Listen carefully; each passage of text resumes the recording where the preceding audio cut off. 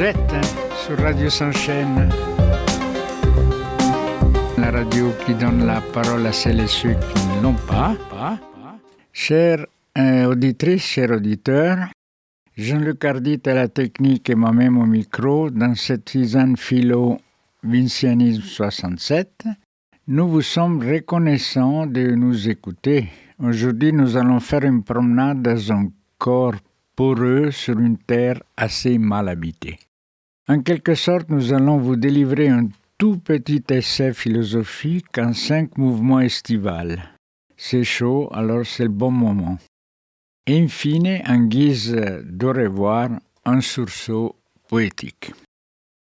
Alors, le premier mouvement de l'individu comme l'illusion d'optique. Il est tentant de croire que je suis un moi, une enclave autonome, un atome social distinct et noble. Mais à y regarder de plus près, c'est-à-dire depuis l'intérieur d'une cellule ou l'extérieur d'un trou noir, il n'en est rien. Je suis en fait cette étrange marionnette cosmique dont les fils sont tirés par le Big Bang lui-même et le bois sculpté par les morts innombrables qui, poussière après poussière, ont fait de mon corps ce qu'il est. Le moi, cette fiction commode pour remplir les formalités administratives, n'est qu'une illusion d'optique. Une zone de condensation où le flux du vivant, du minéral et du cosmique se croisent momentanément, comme une intersection sans feu tricolore. Je ne suis pas un individu, je suis un carrefour. Et pourtant, on persiste à s'entêter bulletins scolaires, passeports, comptes bancaires, mais aucune de mes cellules n'est au courant de mon nom. Elles œuvrent, prolifèrent, meurent et renaissent sans jamais consulter l'état civil. Peut-être qu'au fond, mes globules rouges s'imaginent être en congé sabbatique sur la Lune. Deuxième mouvement, une géographie du tout, de la fleur à l'univers. Ce corps qui chemine poreux sur la terre mal habitée n'a rien de local. Il est étranger à lui-même, mais apparenté à tout. J'ai respiré des atomes qui ont exhalé des platanes de Pompéi. Je bois des molécules qui ont frôlé les branchies d'un trilobite. Je suis l'héritier de l'eau, du carbone et du silence. La fleur, l'ourang-outang, le quartz, le satellite de Saturne, tous m'habitent et me traversent.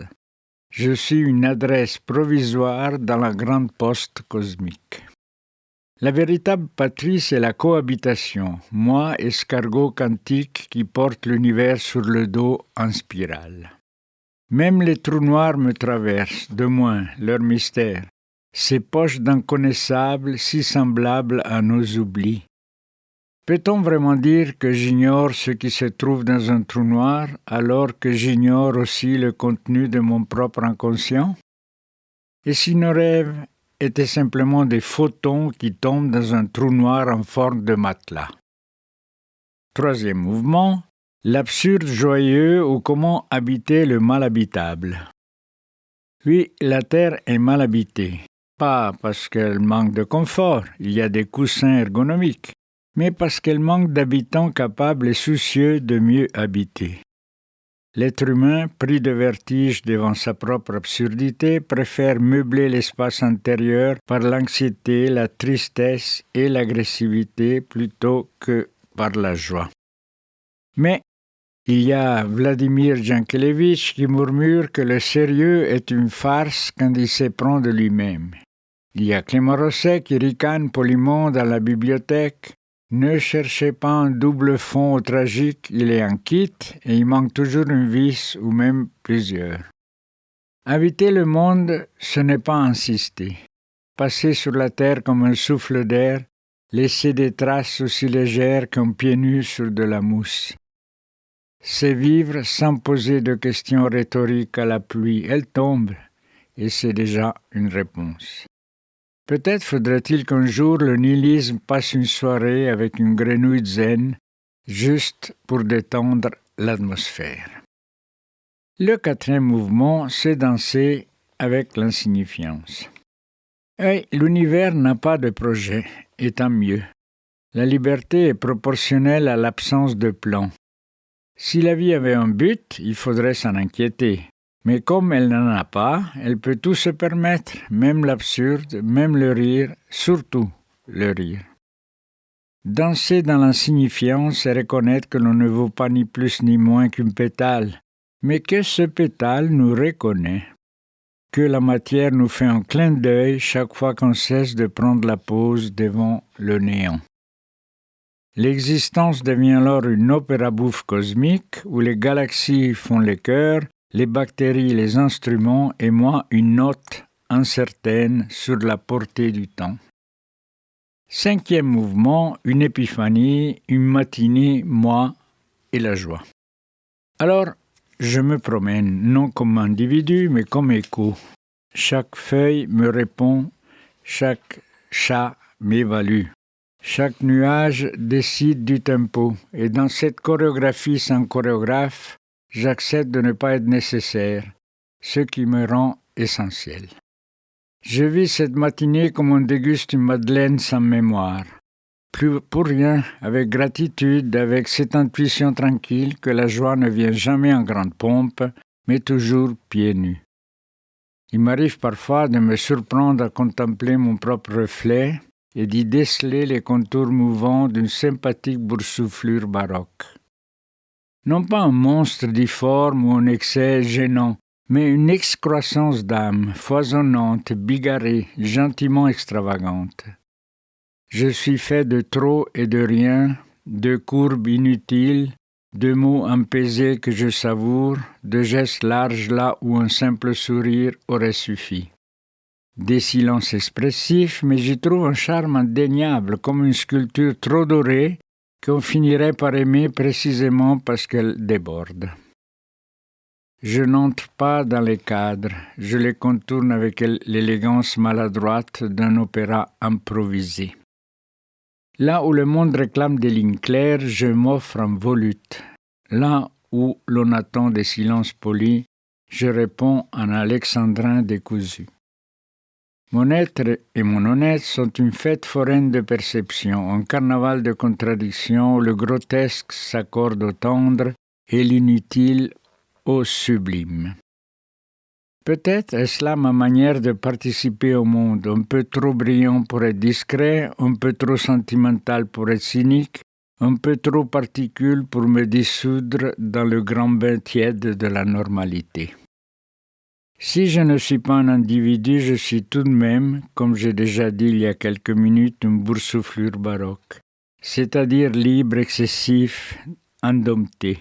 Avec mes chemises au motif japonais et mes grosses lunettes et mon chapeau docker, mon diabète et mon vice impuni de lecture, je m'écarte légèrement de ce monde lisse, trop souvent contraint à l'épure et à la correction. Il faut parfois un éclat d'ornement inutile pour rappeler que la beauté naît aussi du débordement. Stéphane Mallarmé, dans la fameuse lettre à Casalis du 14 ou 17, enfin on ne sait plus très bien, mai 1867, il écrivit « C'est apprendre que je suis maintenant impersonnel et non plus Stéphane que tu as connu, mais une aptitude qu'a l'univers spirituel à se voir et à se développer à travers ce qui fut moi. » Je pense aussi à Fernando Pessoa, où il compose sous l'hétéronyme Alvaro de Campos le début du célèbre poème intitulé Bureau de tabac. Je ne suis rien, jamais je ne serai rien. Je ne puis vouloir être rien. Cela dit, je porte en moi tous les rêves du monde. Quant à moi et à mon non-moi, si je me disperse un jour entre les étoiles, les vers de terre ou les archives de l'oubli, qu'importe, j'aurais été un instant ce frisson dans l'univers, poreux, souriant, inutile, vivant.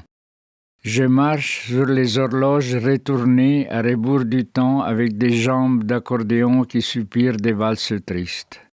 Mon torse est un aquarium rempli de lettres jamais envoyées, où nagent des poissons-phrases aux écailles d'encre bleue.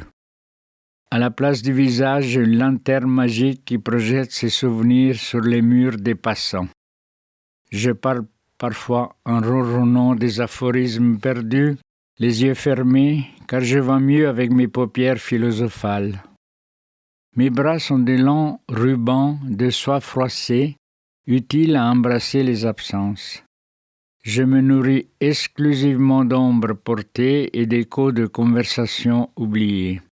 La nuit, je collectionne les soupirs non prononcés. Personne ne sait si je rêve le monde ou si je suis rêvé par lui.